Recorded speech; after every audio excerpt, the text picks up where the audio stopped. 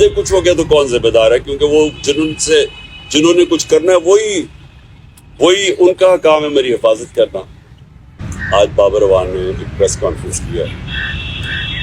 دیکھیں، پہلے تو 17 مجھے قصے ہیں۔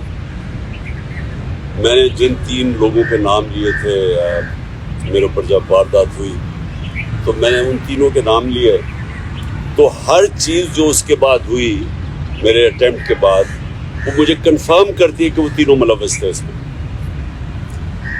پہلے تو کور اپ کرنے کی کوشش کی، وہ نوید سے پہلی سٹیٹمنٹ، پھر شام کو دوسری سٹیٹمنٹ آ گئی۔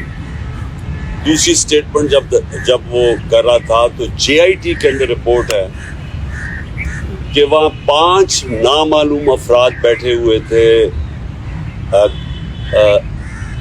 کاؤنٹر ٹیررزم کی، جب اس کو پہلے تو نوید کو یہ ڈی پی او گجرات نے اس کی سٹیٹمنٹ کر کے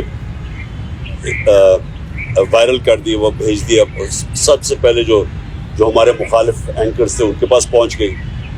اس کے بعد اس کو اٹھا کے لے کے گئے کاؤنٹر ٹیررزم ڈپارٹمنٹ میں۔ ادھر 5 نامعلوم افراد جو کہ جج کے سامنے، اینٹی ٹیررزم کورٹ کے جج کے سامنے جے آئی ٹی کی رپورٹ ہے کہ ہم 5 نامعلوم افراد تھے، وہ وہاں بیٹھے، اس نے دوسری اس کی ویڈیو بنائی اور کئی گھنٹے وہاں رکھا۔ اور پھر جب جے آئی ٹی نے ان دونوں کو، وہ جو ایس ایس پی تھا سی ٹی ٹی کا، اس کو جب بلایا، اور یہ جو ڈی پی او گجرات کو بلایا، انہوں نے ریفیوز کر دیا آنے کو۔ پنجاب کی سی ٹی ٹی تھی، تو کون طاقتور تھا جو ان کے پیچھے کھڑا تھا کہ انہوں نے ہماری گورنمنٹ ہوتے ہوئے منع کر دیا؟ پھر اس کے بعد جو جے آئی ٹی کو سیبوٹاج کرنے کی کوشش کی، 4 لوگوں نے اپنے بیان بدلے، جے آئی ٹی کے لوگوں نے۔ ان کے بعد اس کے اوپر پروسیکیوٹر جنرل نے ان کے اوپر تفتیش کی، اس نے کہا کہ ان کے اوپر ایکشن لینا چاہیے، انہوں نے سیبوٹاج کرنے کی کوشش کی ہے۔ اب اس کیئر ٹیکر گورنمنٹ، جس کا یہ مینڈیٹ ہی نہیں، آتے ساتھ ہی پہلے جے آئی ٹی کو چینج روکا، اس کے بعد ان 4 لوگوں کو جن کے اوپر ایکشن کہا تھا ان کو واپس جے آئی ٹی پہ بٹھا کے، اور جو لوگ جو 2 کام کر رہے تھے ان کو انہوں نے واسٹی کر دیا۔ تو یہ جو کور اپ ہے، یہ صرف وہ کر سکتا ہے جس کے پاس طاقت ہے، اور طاقت کسی کے پاس ہے؟ ڈرٹی ہیری کے پاس طاقت ہے، رانا ثناء اللہ کے پاس طاقت ہے، اور شہباز شریف، یہ جو تینوں میں نے نامنیٹ کیے۔ اس کے علاوہ یہ نہیں ہو سکتے، اس کے علاوہ یہ سیبوٹاج نہیں کر سکتے جے آئی ٹی۔ اب بات یہ ہے کہ یہ 3، ان کو سب سے زیادہ خوف کیا ہے کہ عمران خان اقتدار میں نہ آ جائے، یہ تینوں کو خوف ہے، اور یہ 3 پاور میں بھی بیٹھے ہوئے ہیں، اور مجھے سب سے زیادہ خطرہ ہے ان سے۔ اب یہاں لاہور ہائی کورٹ تھا تو میں نے تب بھی جب جج خواجہ طارق رحیم نے جج کو بتایا کہ ان کے پر پلان بنا ہوا ہے، یہاں کوئی سیکیور انوائرمنٹ نہیں ہے، اس کو نہ پیش کریں وہاں، تو جج نے ایشورٹی دی۔ جب میں یہاں انتظار کر رہا تھا، جب میں گیا، اس نے ایشورٹی دی کہ پولیس ان کی حفاظت کرے گی۔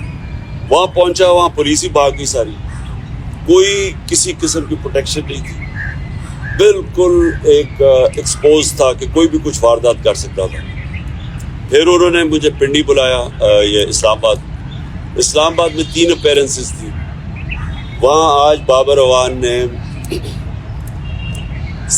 جو اندر کے کیمراز تھے، جو سی سی ٹی وی کیمراز تھے، وہ بند کیے گئے، جو وہاں سیکیورٹی کے لوگ تھے وہ وہاں سے غائب تھے، کوئی سیکیورٹی نہیں تھی، سی سی ٹی وی کیمراز بند کیے گئے، اور بالکل کسی پروٹیکشن کے بغیر میں تینوں عدالتوں کے در ایکسپوز تھا۔ اب سوال یہ ہے کہ یہ کس کے انٹرسٹ میں ہے کہ مجھے کون آپ پروٹیکٹ کرے گا؟ جنہوں نے پروٹیکٹ کرنا ان سے ہی خطرہ ہے۔ تو عدالت سے ہم اب کوشش کریں گے، سپریم کورٹ کے چیف جسٹس کو بھی میں اب لکھوں گا اپنے وکیلوں سے، ہائی کورٹ کے بھی چیف جسٹس کو، کہ یہ آپ ہماری باری تو جب نواز شریف فیک بیماری ہوئی تھی اس کو، کیونکہ اب تو پتہ چل گیا نا کہ جنرل بیماری نہیں تھی، تو ہمیں ایک جج صاحب نے، میں پرائم منسٹر تھا، انہوں نے کہا کہ اگر اس کو کچھ ہو گیا تو ہم ذمہ دار ہیں، تو مجھے کچھ ہو گیا تو کون ذمہ دار ہے؟ کیونکہ وہ جنہوں نے کچھ کرنا ہے وہی ان کا کام ہے میری حفاظت کرنا۔ اور دوسری چیز، کہ جو نوید جس نے میرے پر قاتلانہ حملہ کیا تھا اب اس کو عدالت میں نہیں پیش کیا جاتا، اس کی جیل کے اندر اس سے بات چیت کی جاتی ہے کیونکہ اس کی جان کو خطرہ ہے.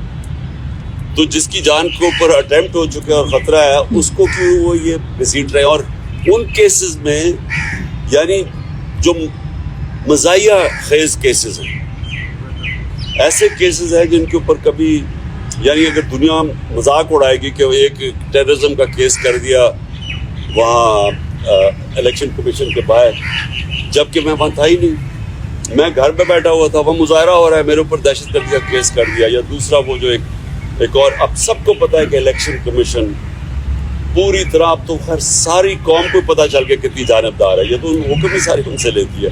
اس نے کیسز کیا فورن فنڈنگ کا، وہ بھی اب وہ بھی کوئی کیس نہیں ہے، اب وہ چینج ہو گیا پروہیبٹیو فنڈنگ کا.